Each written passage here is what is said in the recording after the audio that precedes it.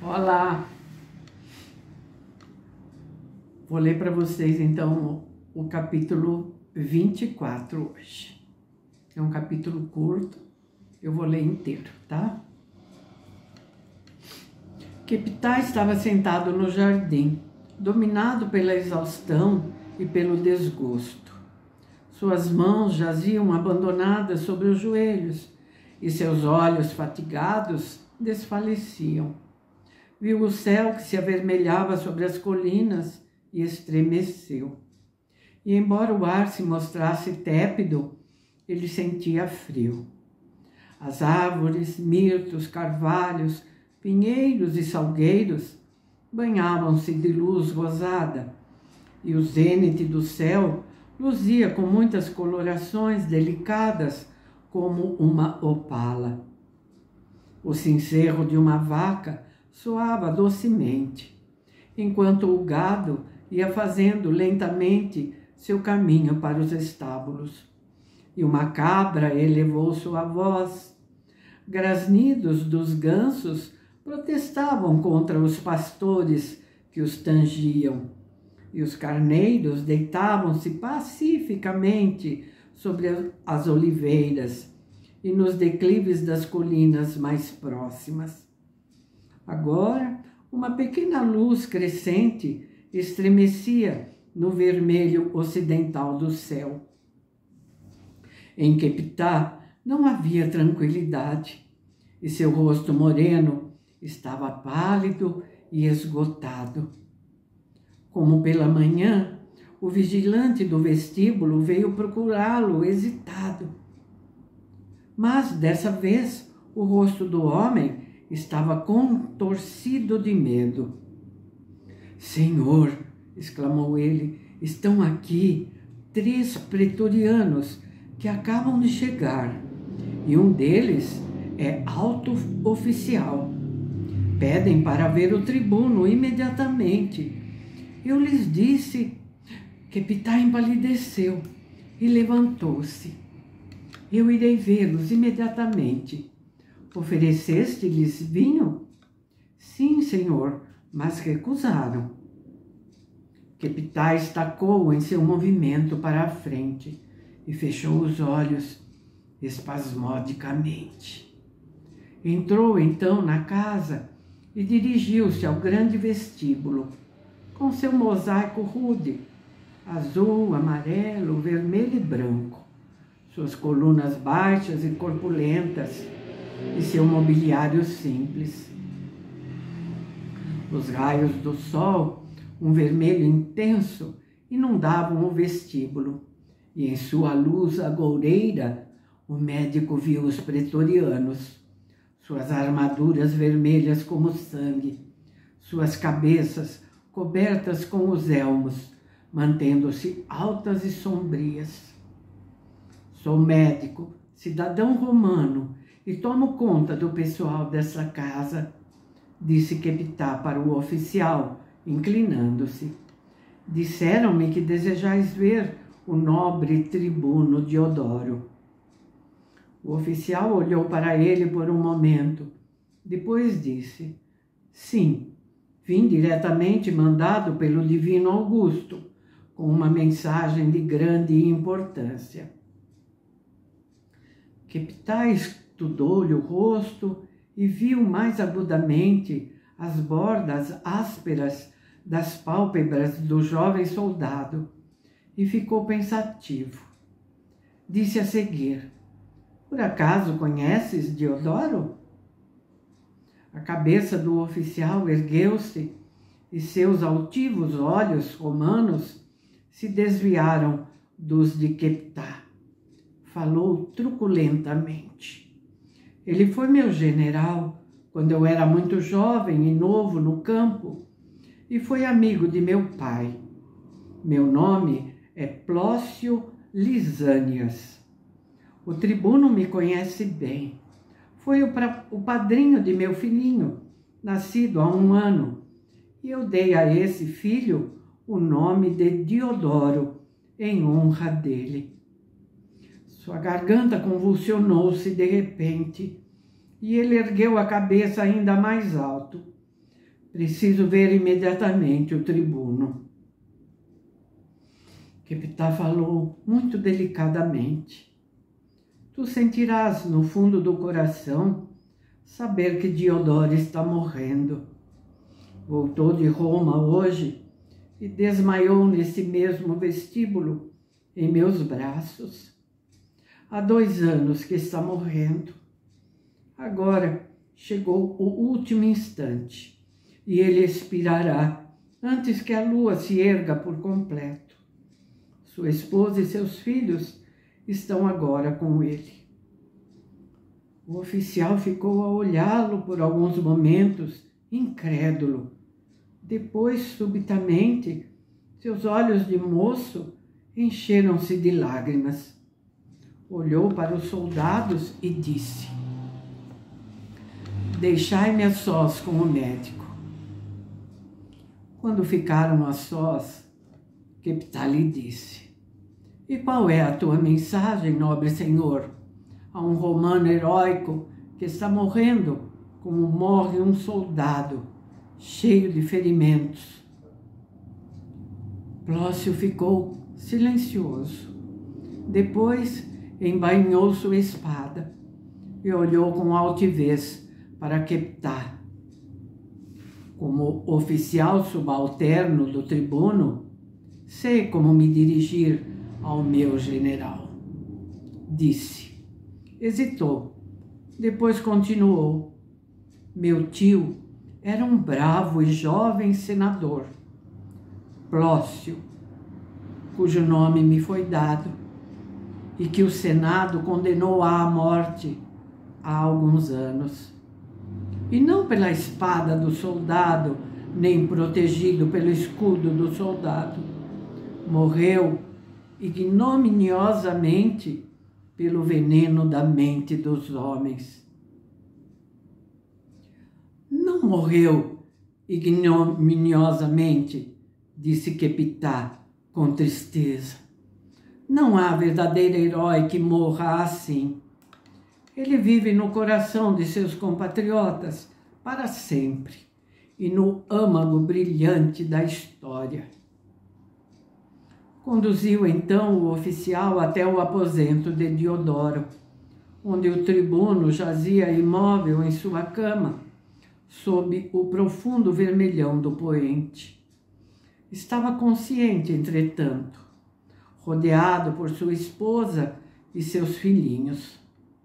Plócio, oprimido como estava, viu que a esposa de Diodoro era bela e régia como Vênus, sentada à beira da cama e segurando a mão do esposo. Na sua atitude havia amor, devotamento e fortaleza espiritual. As crianças estavam de pé, junto do leito paterno, chorando lastimosamente, e o tribuno tentava consolá-las. Ah, meu prisco, dizia ao mais velho, em voz amorosa e fraca, não deves sofrer assim. És meu filho e serás um soldado, e soldados não choram. Deveis tomar conta de tua mãe, de teu irmão e de tua irmã, e recordar sempre que a morte é preferível à desonra. Subitamente calou-se e arquejou. Íris curvou-se sobre ele e beijou-lhe a fronte pálida, onde corria o suor da morte. Depois beijou-lhe os lábios. Seus cabelos dourados tombaram sobre ele como um véu. Diodoro ergueu a mão trêmula e fraca para aqueles cabelos. Íris deitou a cabeça sobre seu peito arquejante e ficou inteiramente imóvel.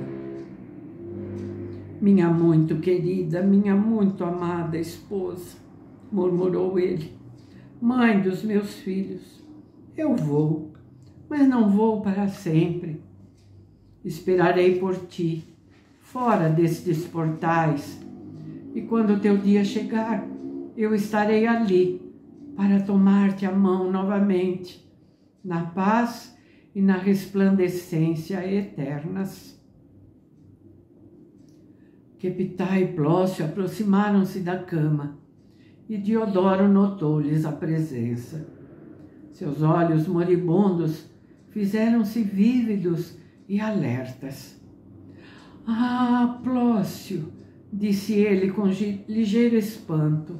— Ouviste dizer que estou sendo chamado para os vestíbulos de Plutão. Obrigado por teres vindo, pois tu és como um filho para mim. O arrogante pretoriano ajoelhou-se do outro lado da cama e olhou para o tribuno. De seus olhos de soldado corriam lágrimas de soldado. E disse: Nobre Diodoro, eu tenho uma mensagem para ti, vinda de César, e que te devo transmitir pessoalmente. O rosto acinzentado de Diodoro modificou-se. Tentou levantar a cabeça. Olhou para Íris por um momento, depois para as crianças, e seu rosto balançou. A última agonia que devia sofrer correu como lívida maré pelas suas feições. O soldado ergueu a voz e disse claramente: César chorará esta noite, pois a mensagem que te trouxe, meu general, é um chamado para que te apresentes diante dele, a fim de discutires a colocação pouco satisfatória de certo general no campo. Ele deseja que seja a tua própria pessoa que substitua o general. Uma grande vaga de alegria envolveu o rosto de Diodoro. Olhou, arrebatado, para a esposa. Ouviste, minha amada? Falei contra Tibério hoje, dizendo que ele era um falso César, sedento de sangue e corrupto. E ainda assim recordou-se de que sou um soldado e deseja dar-me a honra que se dá a um soldado. Ah, então ele não é venal como julguei, e há ainda esperança para Roma, minha pátria querida. Sua mão incerta procurou a mão de Plócio, e o jovem oficial baixou a cabeça e beijou aquela mão, sentindo contra seus lábios a frialdade da morte. Diodoro falou em voz mais alta. Dize a César que Diodoro Serino não pôde responder ao seu chamado, pois foi solicitado por alguém maior do que ele, em cujas mãos deve encomendar seu espírito. Tentou levantar Plócio, mas este continuou ajoelhado e chorando. Então Íris soltou um grande grito e tombou sobre o corpo do marido, como uma bétula branca derrubada pelo raio. Queptá e Plócio voltaram para o vestíbulo, ouvindo o som de pranto que se erguia de todos os cantos da casa. Plócio ali ficou, em silêncio, a cabeça baixa, os lábios severos latejando. Finalmente, olhou para o médico e disse: Foi Carvilho quem procurou César. Mas, fosse como fosse, o resultado teria sido o mesmo. Fez uma pausa e concluiu: Não te aflijas pela esposa e pelos filhos dele. Com meus próprios ouvidos, ouvi Tibério dar sua palavra que eles não seriam atingidos e que a esposa de Diodoro seria nomeada tutora das crianças e da fortuna, e que sua genealogia seria inscrita nos livros públicos de Roma, testemunhando sua ascendência patrícia. Deus é misericordioso, disse Queptá. Mesmo do mal, Ele pode retirar o bem. Louvado seja o seu nome.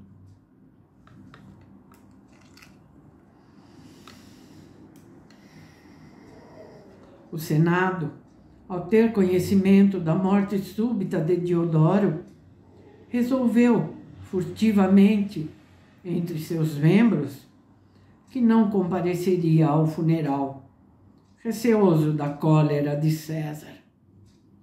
Tais membros ficaram atônitos, em perplexidade, quando César ordenou que estivessem todos presentes com honras integrais e suas togas senatoriais.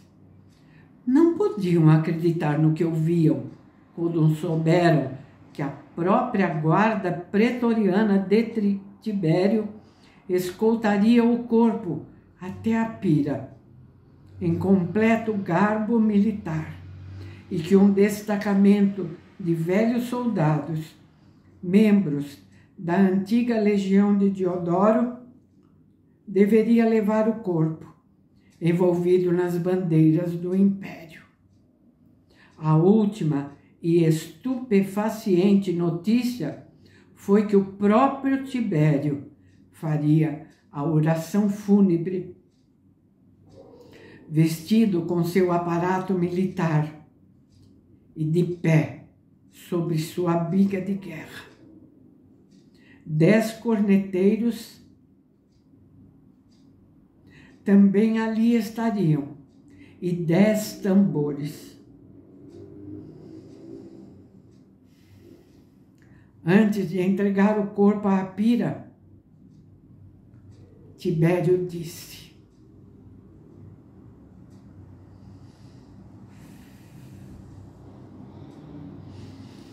aqui estava um soldado de Roma, simples em suas palavras, terno em seu coração, arrebatado em sua cólera e rápido em sua misericórdia.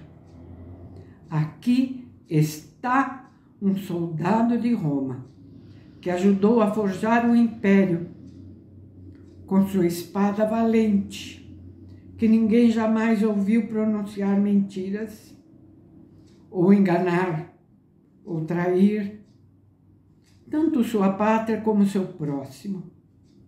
Nós, de pé neste momento, não o podemos honrar, pois a honra lhe foi dada pelo nascimento.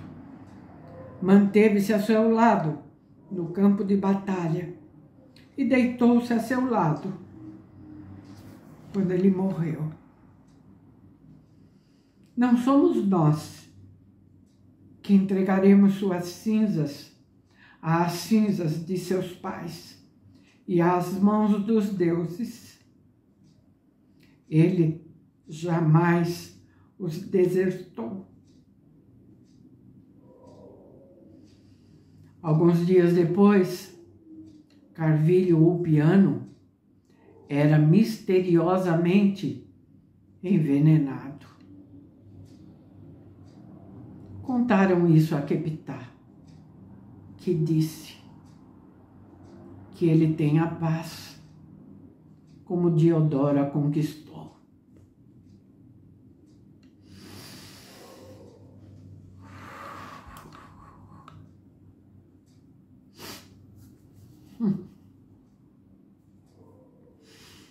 Um capítulo mais difícil que o outro para ler. Vou confessar uma coisa para vocês. Eu tive que gravar isso aqui de novo, porque no meio do caminho eu desabei a chorar e não tinha como deixar o vídeo no ar com aquela choradeira toda. Então, eu tive que gravar tudo de novo, respirando fundo. Porque é muito comovente, né? É muito comovente. Então é isso, ó. Ficou um vídeo bem curtinho, né? Intenso, mas de pouca duração diante dos outros. Então é isso, voltamos então para o capítulo seguinte, que eu trago para vocês no próximo vídeo. Espero contar com a presença de vocês aqui comigo. Tchau. Fiquem com meu abraço e toda a minha gratidão.